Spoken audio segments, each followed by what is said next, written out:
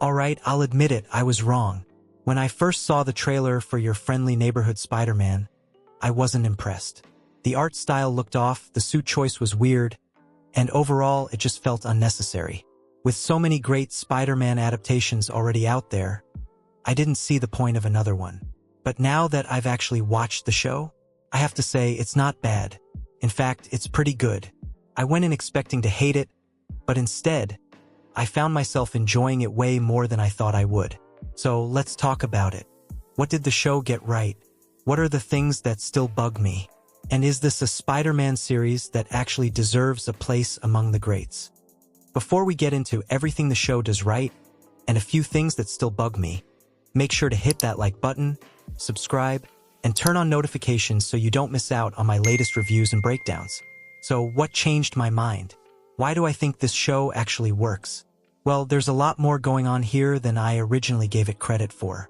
From the unique take on Peter Parker's story to some surprisingly great character dynamics, there's plenty to like. One of my biggest concerns going in was that this would just be another rehash of Spider-Man's origin story, something we've seen countless times before. But to my surprise, this show actually changes things up in a meaningful way. Instead of the classic radioactive spider bite happening in a lab or at a field trip, this Peter Parker spider comes from the multiverse. That alone is a huge shift in the story and opens up some really interesting possibilities. We're not just watching another retelling of how Peter learns about power and responsibility.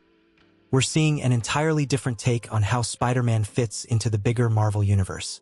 And then there's Peter's personal life. Unlike most versions of the character, he's not some lonely, bullied kid struggling to make friends. In this show, Peter actually has a solid social circle from the start. That small change does a lot to make this version feel unique. He's still an awkward, nerdy guy, but he's not a total outcast. He has friends, he's socially capable, and he's figuring things out in a way that feels fresh. One of the biggest surprises for me was just how good the supporting cast is. Every Spider-Man adaptation lives or dies by the strength of its side characters, and this show does a fantastic job giving them depth and personality. Nico Minoru. Nico is Peter's closest friend in this version, and she's easily one of the highlights of the show. Instead of the typical best friend role being filled by someone like Harry Osborn or Ned Leeds, we get Nico, a character from Runaways. She's confident, cool, and actually feels like a real person rather than just a sidekick. Their dynamic is really fun to watch, and it's refreshing to see Peter interact with someone who isn't just a carbon copy of past side characters. Lonnie Lincoln, Tombstone. Another major standout is Lonnie, who we all know as Tombstone in the comics. But here, he starts off as Peter's friend. That's a bold move, and it actually makes his eventual transformation into a villain so much more compelling. Instead of being just another generic bully or gang leader, Lonnie is a well-rounded character. He's a talented athlete, a loyal friend, and someone with real struggles. The show takes its time developing his story, showing how he slowly gets pulled into the world of crime, and it makes his arc feel organic rather than forced. It's a great example of how this show is willing to take risks and reinvent characters in meaningful ways. Norman Osborn is another major departure from past versions. Instead of being the classic villain we all know, this Norman takes on a role similar to Tony Stark in the MCU. He sees potential in Peter and wants to help him grow. That dynamic alone is super interesting, because we're constantly left wondering, can he actually be trusted? Or is this just another long game that will eventually lead to him becoming the Green Goblin? What I love about this version of Norman is that he's not immediately evil. He's not throwing pumpkin bombs or terrorizing Peter's life. Instead, he's smart, charismatic, and even seems like he genuinely wants to do good. But at the same time, there are little hints that something darker is going on beneath the surface. That slow burn is way more effective than just making him a straight-up villain from day one. I wasn't expecting much from the writing, but I have to say, it's actually pretty solid. The dialogue feels natural, the humor is well-timed, and the overall storytelling is engaging. The show doesn't just rely on action scenes to carry it. There are real character moments, actual stakes, and some genuinely funny bits sprinkled throughout. One of my favorite comedic moments is the scene where Peter keeps trying on different Spider-Man suits, each one worse than the last. It's a fun little montage that perfectly captures the awkwardness of figuring things out as a young superhero. And while the show does have its fair share of lighthearted moments, it doesn't shy away from deeper themes. There are moments that really explore what it means to be Spider-Man, not just in terms of fighting villains, but in terms of the moral choices Peter has to make. One standout scene is when Spider-Man stops a woman from robbing a pizza place. Instead of just turning her in, he takes the time to understand why she's stealing and actually tries to help her get a job. That's exactly the kind of thing that makes Spider-Man one of the most relatable and beloved superheroes. Despite having a multiversal spider and a few sci-fi elements, this show feels way more grounded than a lot of recent Spider-Man adaptations. It really leans into the idea of Spider-Man being a street-level hero, someone who deals with real-world problems rather than just fighting alien threats and interdimensional beings. The show's version of New York feels lived in. The characters have realistic struggles, from financial problems to social issues, and it makes everything feel more authentic. One of the best examples of this is the way it handles crime. Instead of just throwing a bunch of over-the-top villains at Peter right away, the show takes its time developing them. We see how criminals operate, how small-time thugs turn into bigger threats, and how Spider-Man fits into all of it. And speaking of villains, the show takes a slow-burn approach with its villains, which I really appreciate. Instead of just throwing in a bunch of classic bad guys for the sake of nostalgia, it introduces them gradually and actually builds them up over time. We see early versions of Rhino and Scorpion before they fully become supervillains, which makes their eventual transformations feel more meaningful. And then there's Speed Demon, a character I honestly wasn't expecting to see at all.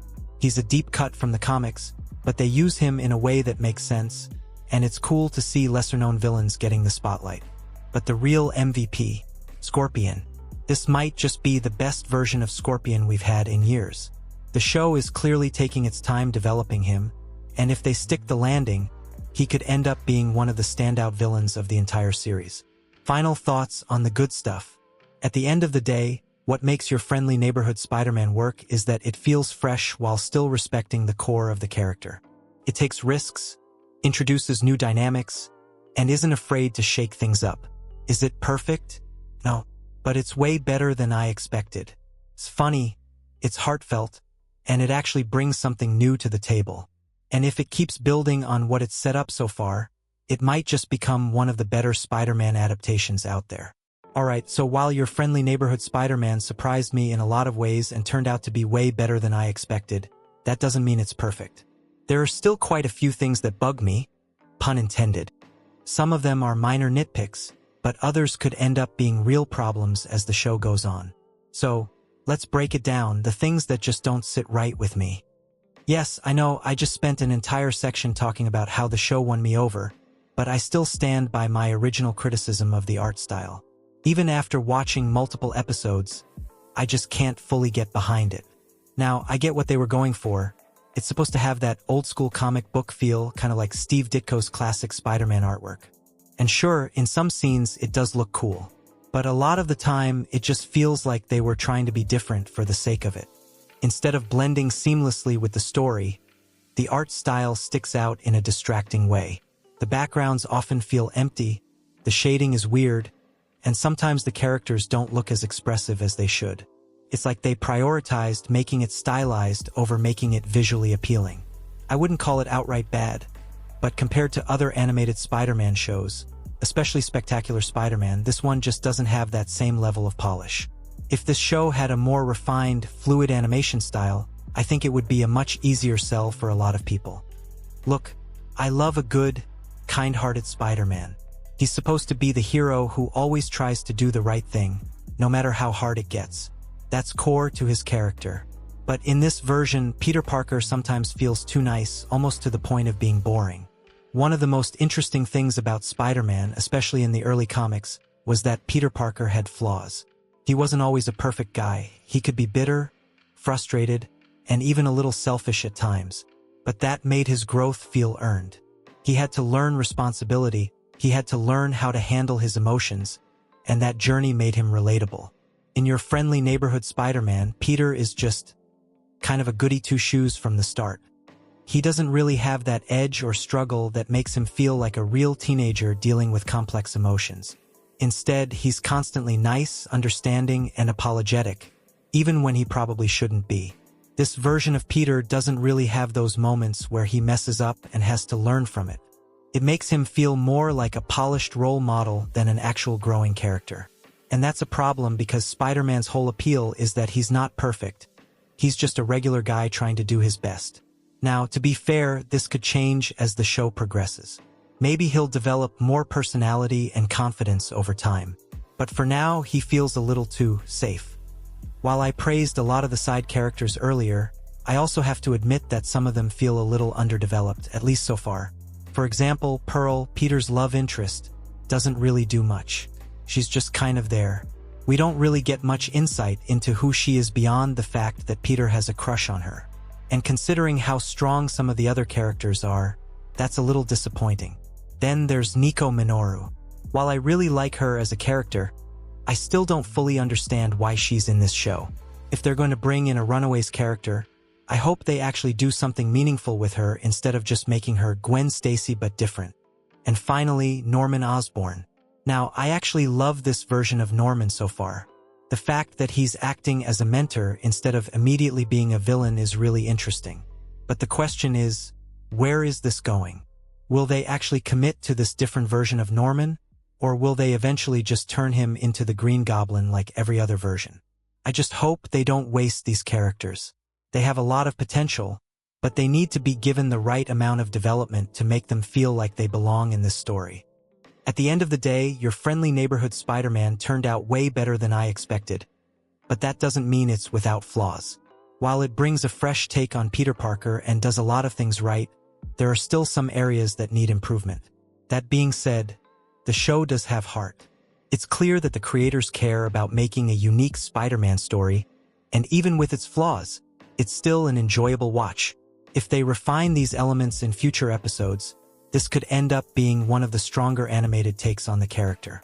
So, while I started off skeptical, I'm actually excited to see where it goes next. But what do you guys think?